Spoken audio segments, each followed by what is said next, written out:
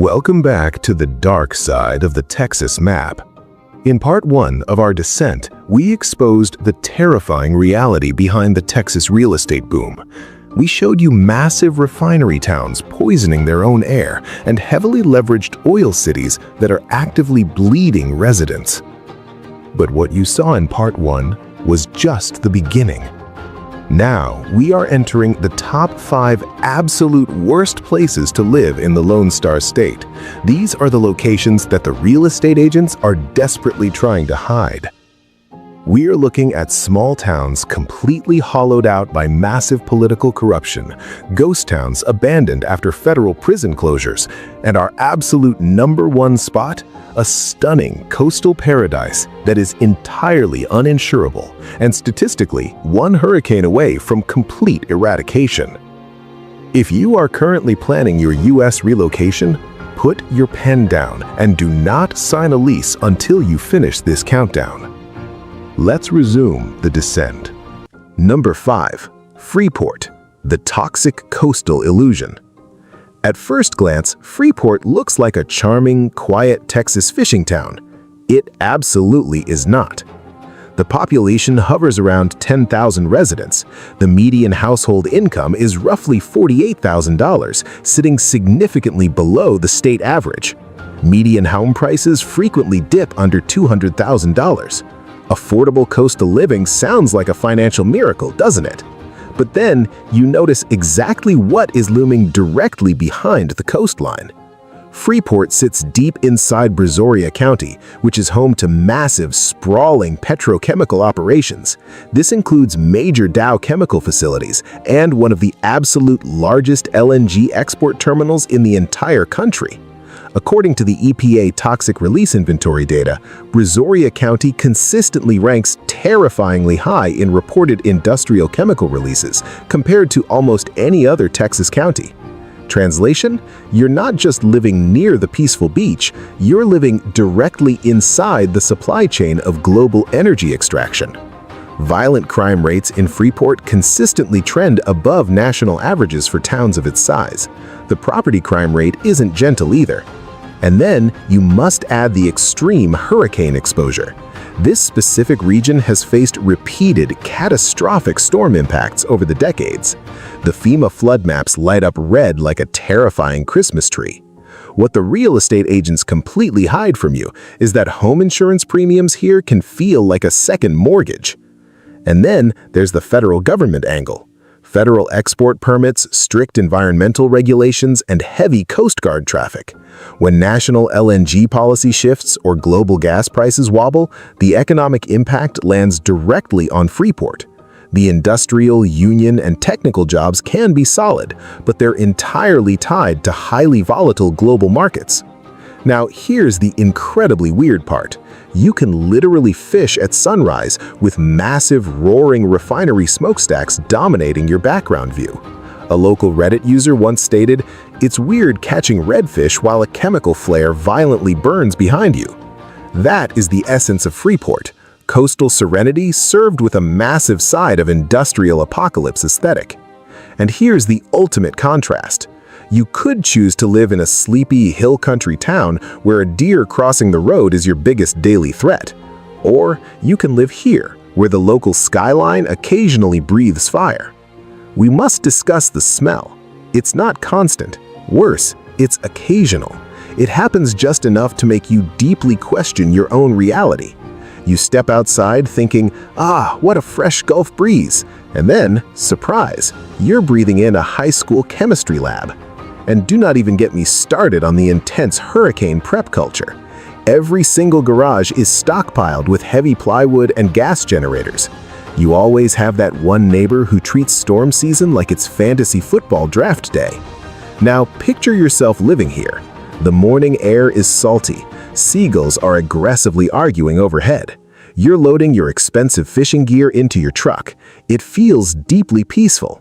Until a massive refinery siren runs a terrifying noon test. Until severe storm warnings aggressively scroll across your iPhone. Until you realize that your beach house discount came permanently attached to highly industrial, toxic neighbors. Let's do a quick poll. Be brutally honest. Would you willingly live near heavy, toxic industry if the real estate price was cheap enough? Yes or no? Freeport isn't technically failing, it's just heavily leveraged to industry, to violent storms, and to global energy demand. And if you think a small coastal town sharing space with massive LNG terminals is intense, the next city built its entire economy on something far more controversial, and when that industry cracked, the entire town cracked with it. Number 3. Raymondville. The town anchored by incarceration. If your town's absolute biggest economic gamble was building a massive prison, and then the prison permanently shut down, welcome to Raymondville. The population sits just under 10,000. The median household income is around $38,000, falling tragically below the Texas average. The poverty rate in Willacy County frequently hovers near or aggressively above 30%. Unemployment historically trends significantly higher than the state averages. The median home prices are extremely low, often sitting under $120,000. The word cheap doesn't even begin to describe the real estate here. Raymondville once leaned incredibly heavily on private detention facilities. We're talking about massive immigration detention centers, endless correctional jobs, and highly lucrative federal contracts. The town's entire tax base and employment structure were deeply, intimately tied to human incarceration. And then, in 2015, massive riots broke out at the Willacy County Correctional Center over poor living conditions. The federal government swiftly pulled their contracts. The massive facility was permanently closed. Hundreds of high-paying jobs disappeared into thin air almost overnight. That is not economic diversification. That is economic cliff diving. What the U.S. Relocation Trends 2026 data doesn't tell you is how deeply quiet that kind of economic collapse actually feels. There were no dramatic flashing bankruptcy headlines, just empty work shifts, less local spending, fewer opportunities, and a town that built massive infrastructure for growth only to watch its anchor tenant completely vanish. Surprisingly, the crime rates here aren't wildly extreme compared to some of the other cities on this list. That is the dark twist. The danger in Raymondville isn't chaos. The danger is pure stagnation. And then there's the government angle. Heavy reliance on federal detention contracts meant that local prosperity was entirely tied to national immigration policy. When Washington changed course, Raymondville felt the devastating financial impact immediately. One local resident wrote online, "It's peaceful, almost too peaceful, like nothing ever really starts here." That's haunting in its own unique way. Can we talk about the severe isolation? Raymondville isn't close to anything. It's close to empty fields. You want major retail shopping? That's a long drive. You want nightlife? That's a long drive. You want literally anything to eat after 9 p.m.? That's a long drive, and it's probably closed anyway. And the heat. The South Texas sun does not negotiate with you. It aggressively interrogates you. Now imagine this reality. You wake up early. The air smells like dry dust and distant citrus groves. It's dead quiet. Birds are cutting across a pale orange sky. No traffic, no noise, just vast, empty space. It feels calm, safe, and highly affordable. But then you start job hunting, and you quickly realize most opportunities are either public sector, low-wage agriculture, or gone entirely. Peace is incredibly beautiful right up until it becomes a severe limitation. Here's the tragic irony. Raymondville is statistically safer than some of the flashier cities on this list. You're far less likely to deal with violent crime here than in parts of Odessa or Killeen. But absolute safety without any economic opportunity is its own terrifying trap. Raymondville didn't explode. It's just slowly, agonizingly fading away. And if you think building an entire economy around incarceration was incredibly risky, the next town proves what happens when your physical geography itself becomes the ultimate threat. Number 3. Borger. The toxic, isolated panhandle. Borger feels physically like the absolute end of the map. The population sits around 12,000. The median household income is roughly $58,000, which is not terrible on paper. Median home prices often sit nicely under $150,000. Unemployment typically hovers near state averages, at least until the energy cycle's inevitable shift. Violent crime is slightly above national averages in some reporting years, and property crime aggressively fluctuates. So what's the massive problem here? Three things: geography, heavy industry, and the air you breathe. Borger sits in Hutchinson County, deep inside the Texas Panhandle. It's completely surrounded by massive oil refineries, sprawling petrochemical plants, and heavy industrial facilities. The Phillips 66 refinery is one of the region's absolute dominant employers. Industrial jobs can pay incredibly well. That's the obvious upside. But then there's the air quality. The Texas Commission on Environmental Quality has closely monitored ozone and particulate levels in this region, strictly due to the massive industrial activity. Historically, Hutchinson County has seen air quality concerns sitting well above standard rural baselines. It isn't an apocalyptic wasteland every single day, but it's highly elevated compared to the average American small town that's surrounded by cows instead of toxic cracking towers. And here's the heavy government layer. Borger's economy leans entirely on energy production and chemical refining.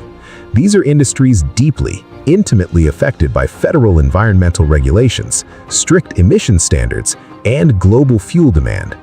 When political policy shifts in Washington, the economic ripples hit Borger fast and hard. It has a distinct company town vibe, just without the official label. And the isolation is severe. Amarillo is about 45 minutes away. Anything significantly bigger is hours away. What nobody tells you is isolation amplifies absolutely everything. Fewer local hospitals, fewer medical specialists, fewer job pivots available if the massive refinery decides to downsize. Here's the weird historical part. Borger was once proudly called Boomtown. In the 1920s, it violently exploded almost overnight during the massive oil rush. It was so incredibly lawless early on that it had a national reputation for open gambling, deep political corruption, and absolute chaos. Today, it's quiet, almost too quiet. Let's talk about the infamous Panhandle wind. This isn't a gentle breeze, it's atmospheric bullying. It doesn't knock on your door, it violently kicks your door in. You try to style your hair? Cute. The wind has completely other plans. And the dust storms. There's nothing quite like driving through what looks like the cinematic set of a low-budget apocalypse film just to grab a gallon of milk from the grocery store. You step outside early in the morning, the air smells faintly, unnervingly metallic. The horizon is completely empty, with no trees to interrupt the view. Massive refinery lights blink in the distance before the sun even rises. It feels rugged and highly independent until you check your weather app and see yet another high wind advisory, until you realize your entire list of career options fits inside a very small Excel spreadsheet. Borger isn't chaotic like a boomtown anymore. It's completely dependent. And here's the brutal contrast. In some parts of Texas, your biggest health concern is seasonal pollen. In Borger, your biggest health concern might be inhaling industrial particulate matter. Some residents fiercely love it here. A tight-knit community, solid refinery wages, and incredibly low housing costs. But if that local refinery scales back, if federal regulation tightens, or if global oil demand drops, there's no Silicon Valley waiting down the road to hire you. Borger doesn't collapse dramatically. It just slowly, painfully narrows. Number 2. Crystal City, the political wasteland. Crystal City proudly calls itself the spinach capital of the world, which is incredibly adorable until you realize that vegetables aren't the most controversial thing growing in this soil. The population is around 7,000. The median household income sits at a highly depressing $32,000 to $35,000. The poverty rate in Zavala County frequently spikes above 30%. Unemployment is typically far higher than the Texas averages. Median home prices often sit well under $100,000. It sounds cheap, quiet, and agricultural, but then you look at the dark political history. Crystal City has faced repeated, massive public corruption scandals over the decades. Multiple high-ranking city officials have federally indicted, arrested, and forcibly removed from office. Massive federal investigations into the blatant misuse of public funds have plagued the town. What the real estate brokers never tell you is that instability doesn't just live in the local crime rates, it lives directly inside City Hall. Violent crime here isn't wildly extreme compared to some of the massive cities on this list. That is the dark twist. The danger isn't chaos in the streets, it is the complete erosion of civic leadership. And when municipal governance wobbles in a town this small, absolutely everyone feels the impact. School funding decisions, basic infrastructure repairs, business permits, and outside investor confidence all completely collapse. You do not need dramatic street violence to stall a local economy. You just need deep, systemic uncertainty. One local comment I found summed up the misery perfectly. Nothing ever changes here, and when it finally does, it is usually bad. That is incredibly heavy. Now, here's the weird part. Crystal City genuinely boasts one of the largest statues of Number 2. Crystal City, the political wasteland. Crystal City proudly calls itself the spinach capital of the world, which is incredibly adorable, until you realize that vegetables aren't the most controversial thing growing in this soil. The population is around 7,000. The median household income sits at a highly depressing $32,000 to $35,000. The poverty rate in Zavala County frequently spikes above 30%. Unemployment is typically far higher than the Texas averages. Median home prices often sit well under $100,000. It sounds cheap, quiet, and agricultural, but then you look at the dark political history. Crystal City has faced repeated, massive public corruption scandals over the decades. Multiple high-ranking city officials have federally indicted, arrested, and forcibly removed from office. Massive federal investigations into the blatant misuse of public funds have plagued the town. What the real estate brokers never tell you is that instability doesn't just live in the local crime rates, it lives directly inside City Hall. Violent crime here isn't wildly extreme compared to some of the massive cities on this list. That is the dark twist. The danger isn't chaos in the streets, it is the complete erosion of civic leadership. And when municipal governance wobbles in a town this small, absolutely everyone feels the impact. School funding decisions, basic infrastructure repairs, business permits, and outside investor confidence all completely collapse. You do not need dramatic street violence to stall a local economy. You just need deep, systemic uncertainty. One local comment I found summed up the misery perfectly. Nothing ever changes here, and when it finally does, it is usually bad. That is incredibly heavy. Now, here's the weird part. Crystal City genuinely boasts one of the largest statues of Popeye the Sailor in the entire country. I'm not kidding. A giant, spinach-loving cartoon sailor erected in the middle of a town that has battled crippling political scandal. It's incredibly surreal. It's almost poetic. Let's talk about small-town politics for a second. In a city this tiny, everybody knows absolutely everybody. That sounds charming on a postcard, until it isn't. Decisions feel highly personal. Drama travels significantly faster than the local Wi-Fi. And when you mix highly limited financial resources with incredibly tight social circles, things get complicated very fast. It's less parks and recreation and much more a toxic group chat with real-world consequences. Now imagine this life. You wake up early. The sun is rising over flat, endless farmland, quiet streets, a slow, steady rhythm. You grab your coffee at the exact same place every single morning. Everyone nods at you. It feels grounded, simple, affordable, and safe. Then you turn on the news and hear about another federal investigation, another massive leadership shakeup, another desperately needed project completely stalled. And you realize that opportunity here isn't just highly limited, it's incredibly fragile. Here's the contrast in the worst places to live in the US. In Borger, your biggest concern might be the toxic air quality.